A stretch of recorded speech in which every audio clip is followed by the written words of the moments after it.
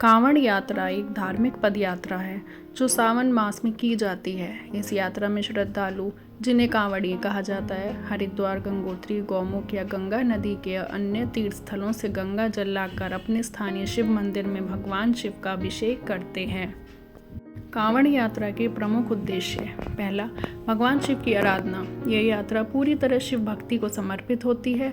सावन भगवान शिव का प्रिय महीना माना जाता है और इस समय शिव का जल अभिषेक विशेष पुण्यदायी होता है। दूसरा, गंगा जल का महत्व। श्रद्धालु गंगा जल लाते हैं जो पवित्रता और आध्यात्मिक ऊर्जा का प्रतीक है।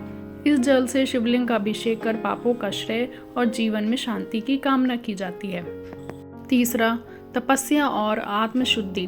कई भक्त नंगे पांव उपवास में रहते हुए यात्रा करते हैं। यह आत्म संयम, धैर्य और श्रद्धा का प्रतीक है। चौथा, पुण्य और मोक्ष। मान्यता है कि कांवड़ यात्रा करने से व्यक्ति के पाप कटते हैं और उसे मोक्ष की प्राप्ति होती है। और अब जानते हैं इसके कुछ आध्यात्मिक महत्व।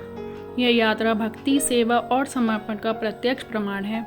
ये व्यक्ति के मन, वचन और कर्म को शुद्ध करने का माध्यम बनती है। यह यात्रा जाति, धर्म, वर्ग से ऊपर उठकर समानता और भाईचारे का संदेश देती है। कांवड़ यात्रा की धार्मिक मान्यता: एक कथा के अनुसार जब समुद्र मंथन हुआ और कालकूट विष निकला तो भगवान शिव ने उसे पी लिया। विष के प्रभाव को शांत करने के लिए देवताओं ने उन्हें गंगा जल अर्पित किया।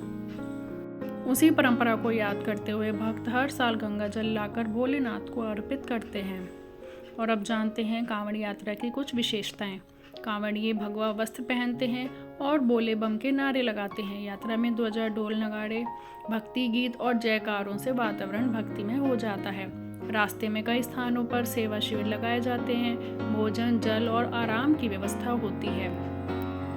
सामाजिक एकता का प्रतीक: कांवड़ यात्रा केवल एक धार्मिक अनुष्ठान नहीं बल्कि एक सामूहिक सामाजिक आंदोलन बन चुका है। ये सेवा भावना, अनुशासन और समर्पण का परिचय देता है।